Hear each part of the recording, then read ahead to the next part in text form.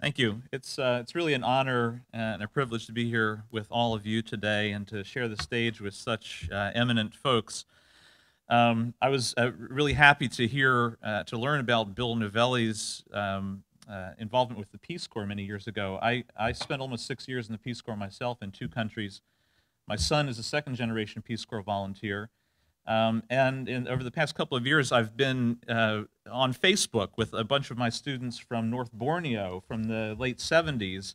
So there's some evidence that programs, can be sustained, and the effects of programs can actually persist over time. So I hope we can learn something today on and discuss over this next couple of days some ways that we can create programs like that that really have enduring effects. So what you see here is on the cover of the report that you all were given. I'm going to skip over a lot of the details of that report, knowing that you have that in your files. But this, some of you may be familiar with this kind of graphic. It's a Wordle word cloud that shows words with size proportional to the frequency with which they appear. So it sort of gives you a visual sense of the range of intervention approaches and styles and strategies that are common in the literature today, and we're going to talk about that. So there have been, sorry, I do have to push the button myself, don't I? Yes. So there have been a series of articles in The Lancet over the past few years that have reviewed a variety of interventions in neonatal, maternal, child health, nutrition, reproductive health. Some of those by Gary Darmstadt in the room here, Una Campbell, and others. Those studies, some of those studies have focused primarily on biomedical interventions, but have pointed to the importance of non-medical intervention approaches as well. Outreach, home care, community engagement, demand generation, and so on. There have also been, in recent years, a number of important summaries and reviews, some meta-analyses, some more qualitative summaries of the role of mass media. But there really has been no global inventory of social and behavior change approaches. And this, the report that we were commissioned by the Gates Foundation to produce helps to fill that gap. So the basis for my remarks today come from a review of peer-reviewed articles that have appeared over the past 10 years. We limited our focus to the past 10 years, understanding that there's a long tradition of research, many, many years of research that have informed that work, but nevertheless reflects the more current thinking about what's important and what works. We focused on both behavior change and social change. We looked at a variety of evaluations, interventions, trials, pilot studies that spanned the reproductive, maternal, neonatal, and child health and nutrition spectrum, and we looked at research that's been done in both developed and developing countries. We drew our articles from 3 sources, primarily PubMed, Scopus, and Popline, with a little bit of boutique searching on the side, in the expectation that those would generate most of the peer-reviewed literature that exists today. That generated over 2,000 articles that we needed to cull through. We applied a number of exclusion criteria and ended with about 625 unique articles, about a third of which were from developing countries and 2/3 from developed countries. And in summarizing all of this, we have struggled with trying to not only paint a more detailed picture of what specific intervention approaches have achieved and how they work, the characteristics that are known to be effective, but also drive some generalizable principles of how interventions may succeed and how different approaches might be combined. So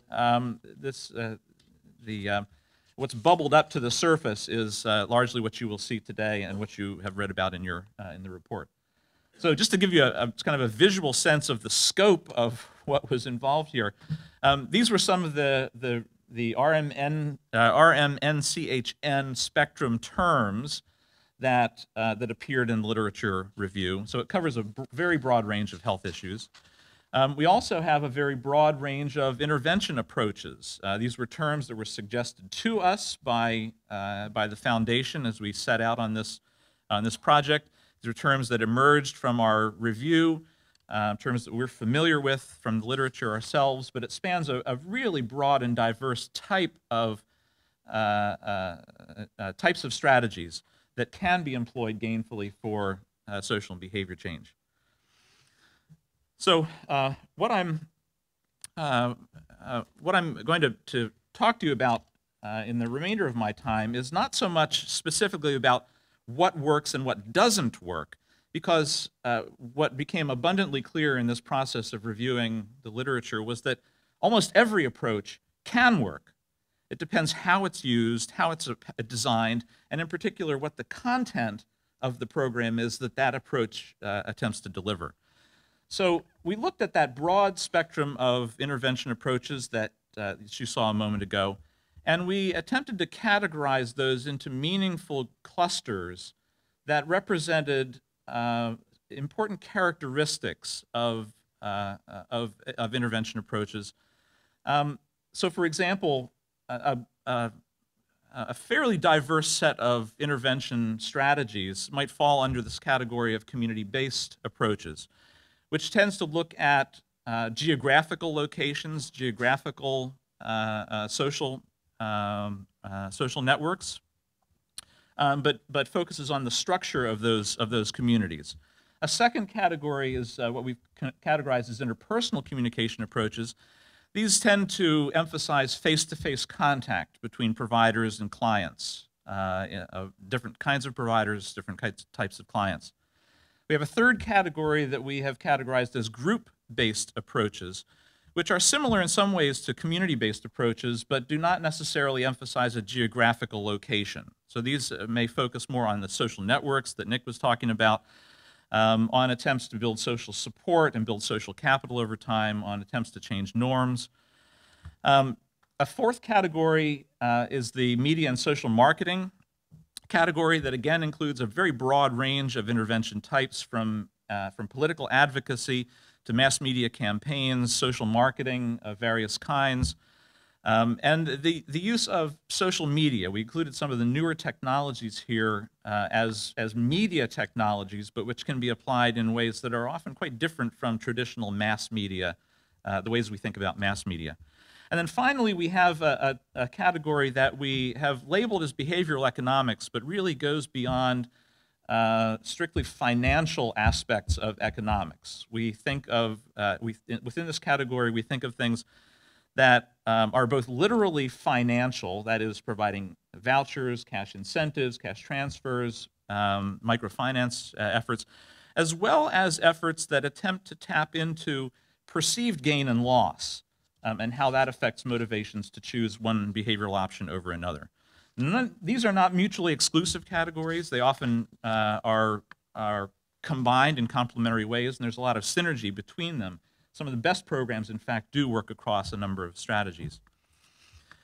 We also found that there was a very broad and diverse range of reproductive, maternal, neonatal, child health, and nutrition objectives that range from relatively short-term goals that are the targets set by programs, relatively immediate changes, behavior changes, individual level changes, private changes, to those that are more sustained and social and public. So for example, there is a big difference between focusing on getting a client group to adopt a family planning method and quite another thing to get them to continue to practice that over a long period of time for child spacing. So in each of these categories, we find this sort of broad spectrum from short-term to long-term change, and this is very important in terms of how intervention strategies are chosen for a particular program. Just at a glance, a couple of slides that show you the broad distribution of these approaches in the literature. There's relatively heavy emphasis on neonatal health and nutrition in developed countries compared to developing ones. And relatively speaking, in developed countries, the blue bars, relatively much emphasis on reproductive health in developing countries. In terms of intervention strategies, interpersonal communication approaches, those face-to-face encounters that are characteristic of Western medical models of engagement between physicians and patients, really predominated in developing countries.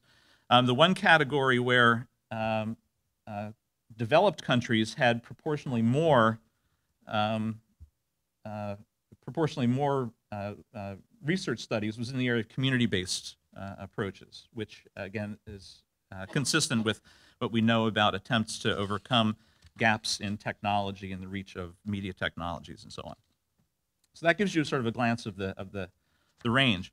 Now, let me comment briefly on some of the key characteristics of some of these strategic approaches and suggest some of the challenges that we face in conducting research on these approaches and doing programs. And this will lead to some of the recommendations that I will highlight at the end of this talk.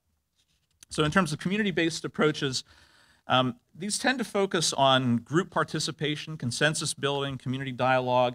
They're often motivated by efforts to sustain program impact by changing the structures of communities and the way that people can access health resources.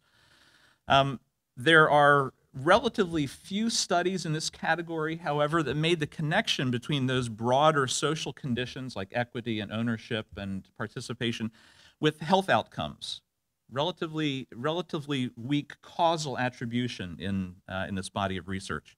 So one of the challenges that we will face going forward is trying to better articulate what those causal links are between a community-based, more structural approach and specific behaviors and specific health outcomes.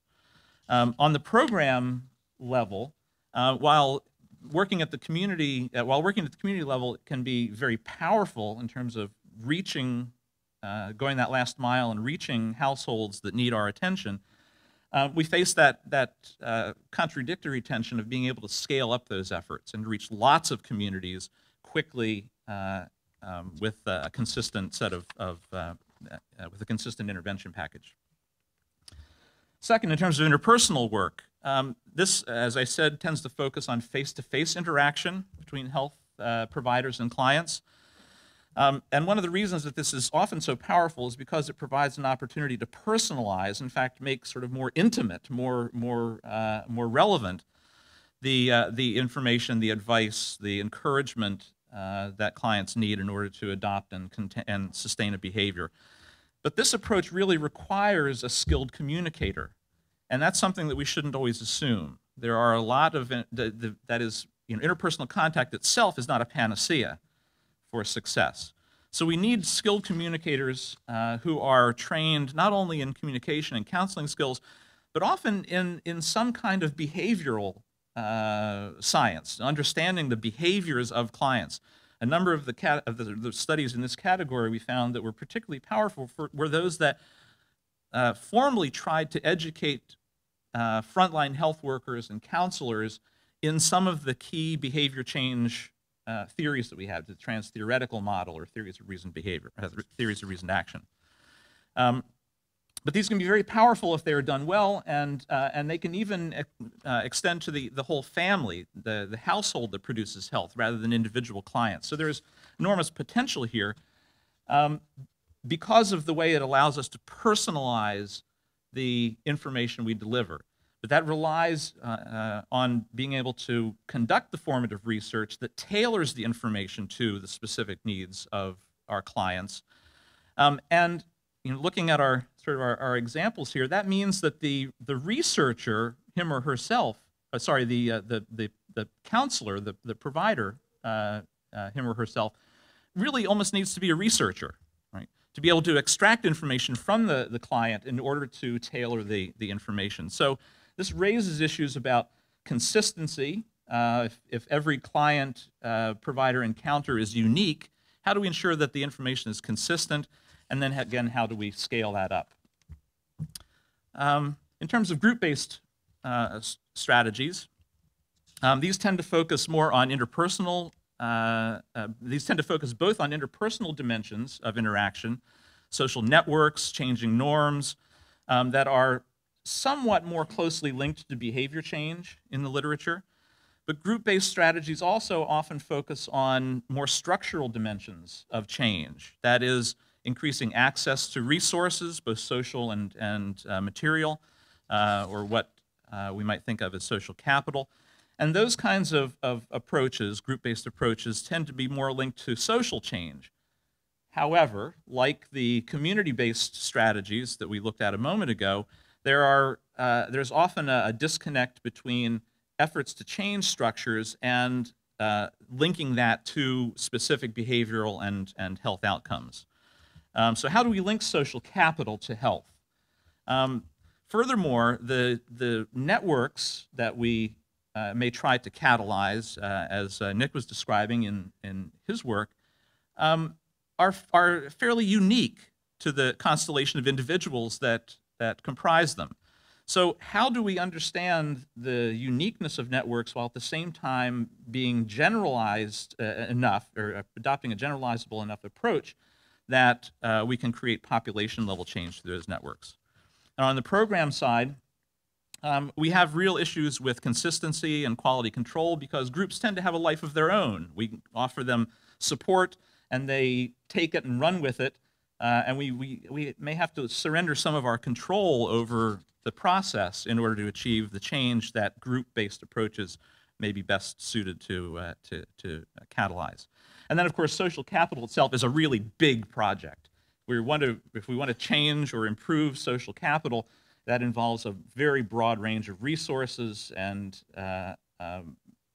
micro to macro changes in terms of personal interaction and access to resources that are very, very complicated. So some of these strategies really require comprehensive long-term approaches.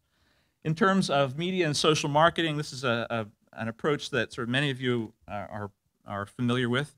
It refers to a very broad range of approaches, broad range of technologies, from large to small, big media to small media. What makes it particularly powerful as an approach is the ability to reach millions of people simultaneously, and even to, in some cases, achieve policy change through advocacy. Right? But on the other hand, there's a tension between reaching people on a population scale and delivering personalized information that resonates with the individual receivers of that information. Social media, some of the newer social media, cell phones, interactive technologies, mobile technologies may help us to address some of those issues. But for the most part, the literature that we found from this in terms of intervention research still indicates that most of the social media applications focus on dissemination. So pushing out reminders to take a dose of your TB medication, or using Facebook to disseminate project updates to a fan base, right? As opposed to really using those social media for social interaction. So one of our research challenges may be to figure out how to link social media to some of the group-based approaches. How do we really use the social media to catalyze interaction and support that? We don't know very much about mobile use dynamics in the third world. We're beginning to, because as these technologies become more and more available, but we really don't know that much about daily media use habits in the mobile world as we do about daily radio listening or print media consumption. And there are some very interesting issues that come out of this literature related to possibilities for private sector involvement, and I'll come back to that in a moment. On the program level, one of the challenges that we face, the primary problem we face, I think, is trying to understand better how to use these mass media and media that reach millions of people at a time to improve interactivity rather than simply to disseminate information. How do we use those generic media, in a sense, to personalize information in an effective way that resonate with individual actors? And then finally, the behavioral economics category. These interventions in the literature primarily focus on behavioral decisions that are governed in some way by economic considerations. In some cases, those are literal financial incentives, subsidies, vouchers, income generation projects, cash transfers, but they can also include a number of non-financial incentives. These might be things that tap into a perceived loss of social status, a perceived emotional impact of a positive or negative choice, but in some ways influence the way that a particular behavior is valued and therefore motivates its adoption. So one of the research challenges that we face here is trying to understand a little better some of these financial incentives We do know that, that financial incentives work, at least in the short term. We don't know very much at this point about non-financial incentives. What happens at a household and a community level around financial or the link between finances and health decisions is still a bit fuzzy. There's been a lot of work in the microfinance world related to how microfinance can improve the economic status of a family, but not necessarily how those are linked to health behaviors. And then finally, sustaining the inputs of financial, especially the financial incentive types of programs, is a real challenge. How do we shift to non-financial incentives that may be more sustainable? So from this analysis, we've derived a short series of recommendations for program practice and research that we hope will stimulate some discussion in the breakout sessions this afternoon. First of all, what may sort of seem like a fairly obvious conclusion, but which is often overlooked in the heat of battle, is right-sizing the approach that we use for the job. We have many, many options. We have a wealth of options, but finding the right combination or the right entry point is really critical. As I've noted today, the different intervention strategies each have their own character, their strengths and weaknesses, and too often there's a mismatch between the approach that's chosen and the true goals of the program. So for example, we still tend to focus more on shorter-term, smaller-scale, individual-level changes, adoption, versus longer-term continuation. And we would not choose the same strategies for those two ends of the spectrum. You know, adoption versus continuation. Say food choices versus a change in dietary practices, lifestyle changes, private changes in attitudes and choices compared to public norms. We need to look carefully at what we're truly trying to achieve and find the right size job, the right size approach for that job. Second, we've noted in our review the critical importance of tailoring programs to client needs, to, in a sense, go small, go local, with interventions in order to enhance intimacy, to increase the personal relevance of information, to motivate people, individual people to respond. And although some approaches appear better suited to do this through direct contact, like counseling, for example, and community-based approaches, in fact, all of the approaches can be personalized. Counseling can be increasingly personalized through the use of some techniques like motivational interviewing, which is a set of tools that a provider can use to develop a risk profile of a client before the interaction begins, so that information can be carefully tailored. Community outreach can be made more personal through delivery, through home visits, specific visits door to door. And social media, for example, may give more control over messaging to clients that allows us to take what is essentially a mass distribution tool, but puts it into the hands of individual clients. So mass media can be, narrow-casted by finding the right kinds of media that reach smaller sub-audiences. And we might use something like entertainment education to model a variety of client types so that people can find their own model in the program. Third, while going small and local is important for impact, we also want our programs to have population-level effects. In other words, to go big, to go to scale. So we need to select or combine approaches in order to reach people on the grandest scale possible. We can extend counseling, we can extend counseling into groups. We can move from providing small-scale social support toward building social capital. We can try to extend the reach of community engagement by modeling whole community response to a health issue like HIV/AIDS or child mortality through the media, so that we can reduce the need for intervention or a reliance only on direct contact in communities one by one. So those three programmatic issues raise a number of research issues that I'll describe very briefly. How should we bridge some of those tensions between intimacy or personalization and scale? I think we still don't fully understand how to adapt programs to the personal needs of a particular audience in a particular place at a particular time.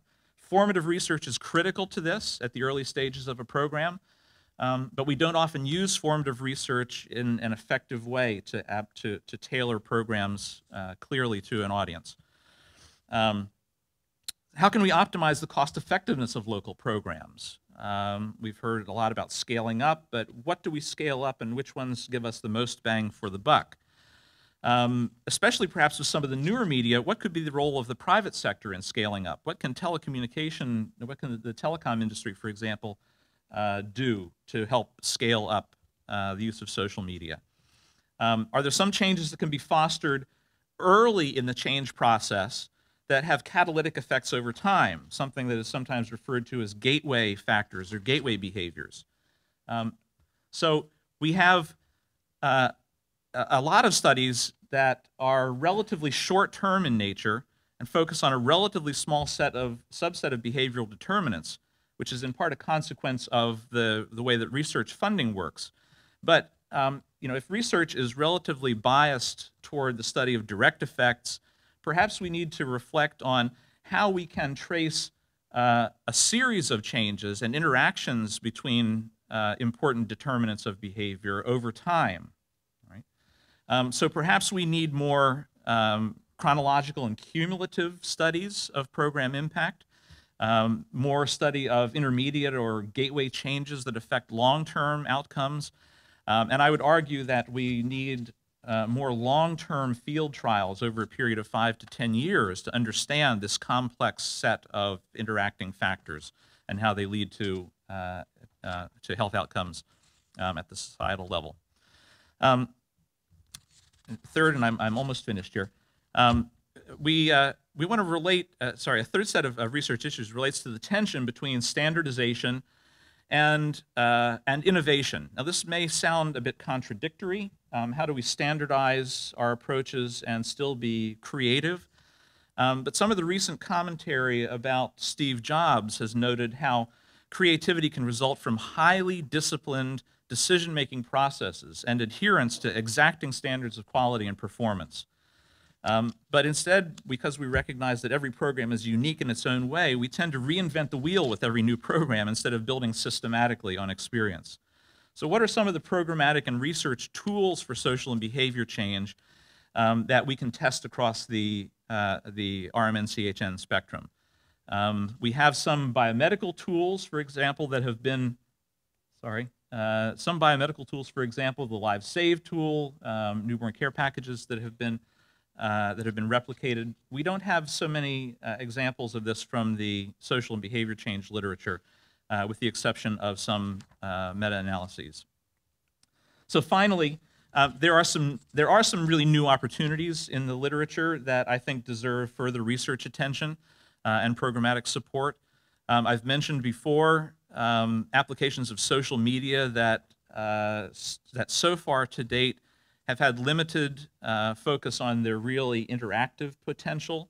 So it would be, I think, useful to look at the use of social media beyond dissemination and think about how they can enhance social capital and expand social connection and interactivity. In terms of behavioral economics and non-financial incentives, unfortunately, many of the more financial programs are perhaps a little more than bribery, and once the bribery stops, the behavior stops as well. So are there ways that we can try to create self-regulating and maybe habitual incentives, intrinsic motivations for healthy behavior that can be sustained over time? One of the more interesting community-based approaches that we found in the literature, and one of the more powerful, is positive deviance. Some of you may be familiar with that. It involves an extensive community-based process, but it's one that takes time and rarely has been scaled up. So the question is whether it's possible to streamline that process of developing a positive deviance program without jeopardizing the personal, localized nature of the process. And can we link it perhaps to social network theory?